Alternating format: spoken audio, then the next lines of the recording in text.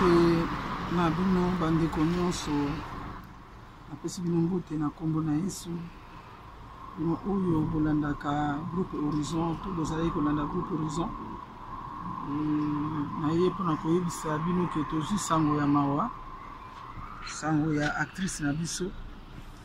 Rosette Mosolo ayebani na kombo ya mama Belle Mosolo kosala mingi role ya mwasi ya V12 ube mwasi ya likonzi asali barole ebele vraiment azalaki moko na kati na biso azalaki polyvalente wavi kosala barole ebele eza mpasi mpona biso yango wana vraiment naza kopresente nanu bacondoléance na famille de la part ya groupe Horizon naza kopresente bacondoléance na famille ya Mosolo azanga moko pete naza na bana lokola ba V12 aza na Londres likonzi aza na Bruxelles andeko mosusu mpe ya théâtre lokwa bamama bébé babi pati jonse toza elongo bakopresente vraiment bacondoléance na famille ezalaki déjà libota tobenganaka tosololaka tosekaka baprojet ezalaki ebele toza na bafilme mosusu oyo tosala oyo meme nanu eleki te nanu mpe esalami nanu na montage nanu tomonte yango te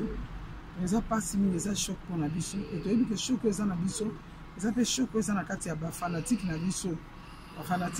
bafanatike na ye ya ye moko oyo balingaki na Mosolo mingi oyo baza kobela biso nyonso toza na mpasi nazomona baloba koloba eza te me naza oblige ya koloba nangaki nayebisa bino ke peut-être bokomitungisa baoyo mosusu bazotuna na bafacebook esiko soki likambo bakosala ndenge nini vraiment soki ezali ki cotisation na compte ya groupe Horizon akoki kotinda yango na biso numéro na biso ezali 0032